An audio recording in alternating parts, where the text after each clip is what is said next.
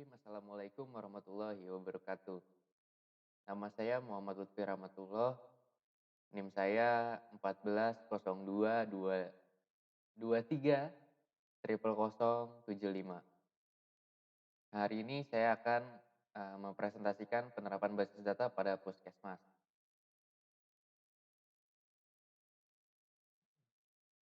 Nah, di sini ada kelompok saya. Saya dari kelompok 5. Ini nama saya tuh sebelah kanan atas. Oke. Penerapan basis data pada Puskesmas, yaitu terdiri dari ada 8 poin yang saya ingin. Yang pertama itu pencatatan pasien, yang kedua manajemen rawat inap dan rawat jalan, yang ketiga ada inventaris obat, keempat itu ada program kesehatan masyarakat, yang kelima ya, sorry, desain basis data, yang keenam itu ada implementasi pengujian, yang ketujuh ada manfaat, dan yang kedelapan adalah kesimpulan. Oke, yang pertama, pencatatan pasien. Pencatatan pasien itu sendiri ada dua, yaitu entitas pasien dan histori kunjungan. Entitas pasien itu terdiri dari NIK, nama, alamat, jenis kelamin, dan riwayat kesehatan. Dengan untuk histori kunjungan, mencatat waktu kunjungan, diagnosa awal, dan dokter yang menangani. Yang kedua itu ada manajemen rawat inap dan rawat jalan. Perancangan sistem informasi rawat jalan pada puskesmas yang kami pakai menggunakan sistem development circle, life circle yang merupakan pengembangan dari sistem waterfall, yaitu model V dilakukan secara bercabang dan menggambarkan hubungan antara tahap pengembangan software dan tahap pengujiannya, sehingga setiap tahap pengembangan terverifikasi. Nah, ini contoh model V ya. Oke. Dari model V itu ada 4 langkah penting. Accept test untuk memastikan bahwa klien menerima rancangan dengan membuat detail penggambaran sistem, mulai dari basis data hingga desain perangkat lunak. 2.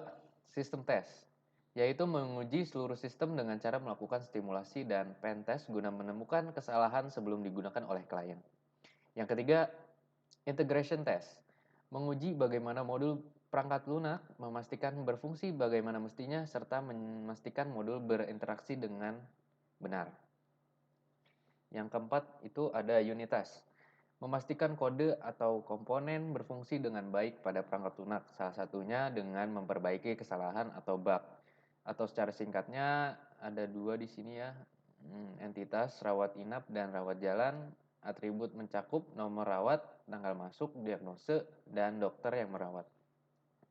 Sedangkan untuk relasi pasien rawat inap atau rawat jalan, hubungannya satu ke banyak untuk mempresentasikan bahwa satu pasien dapat memiliki banyak rawat inap atau rawat jalan. Yang ketiga ada inventaris obat. Inventaris obat itu terdiri dari dua lagi, ada entitas obat, ada pemesanan. Entitas obat itu terdiri dari nama obat, ada nomor batch, dan tanggal kadaluarsa. Untuk pemesanan sendiri itu mencatat proses pemesanan obat, penerimaan, dan distribusi ke unit puskesmas. Yang keempat itu ada program kesehatan masyarakat.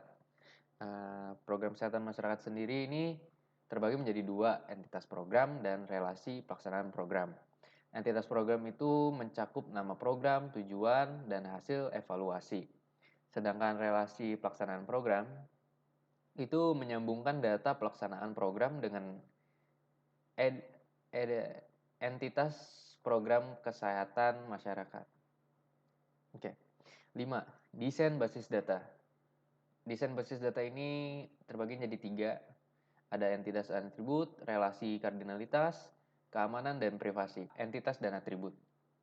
Entitas dan atribut untuk menghindari redundansi dan memastikan integritas data dan menentukan tipe data yang sesuai untuk setiap atribut. B. Ada relasi kardinalitas, menyusun relasi antara entitas dengan kardinalitas yang tepat dan menggunakan foreign keys untuk membangun hubungan antara entitas. Selanjutnya ada keamanan dan privasi, menerapkan mekanisme autentifikasi dan orientasi untuk melindungi data sensitif dan memastikan kepatuhan dengan regulasi privasi data kesehatan. Oke. Selanjutnya yang keenam yaitu implementasi data dan pengujian. Implementasi data itu menggunakan DBMS atau Data Management System yang sesuai dengan kebutuhan puskesmas. Yang kedua itu menerapkan desain basis data ke dalam puskesmas. Untuk pengujian sendiri itu terdiri dari dua, yaitu pengujian fungsional dan performa. Fungsional itu untuk memastikan semua fitur berjalan dengan baik. Kalau performa itu menilai respons sistem pada beban tertentu. Selanjutnya ada manfaat, yaitu terbagi menjadi tiga lagi, yaitu efisiensi operasional, monitoring kesehatan, dan pengambilan keputusan. Efisiensi operasional itu fungsinya itu mempercepat pencarian data, memudahkan pencatatan, dan mengurangi kesalahan input. Selanjutnya itu ada monitoring kesehatan. Monitoring kesehatan itu meningkatkan pemantauan kondisi kesehatan masyarakat dan mengevaluasi program. Yang ketiga itu ada pengambilan keputusan, menyediakan data yang akurat dan real time untuk mendukung pengambilan keputusan pihak terkait. Yang kedelapan yaitu kesimpulan.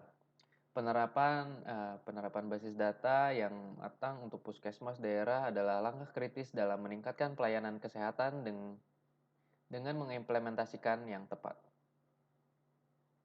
Basis data dapat mengoptimalkan manajemen data, meningkatkan efisiensi operasional, dan berkontribusi pada peningkatan kesehatan masyarakat secara keseluruhan. Oke, sekian dan terima kasih.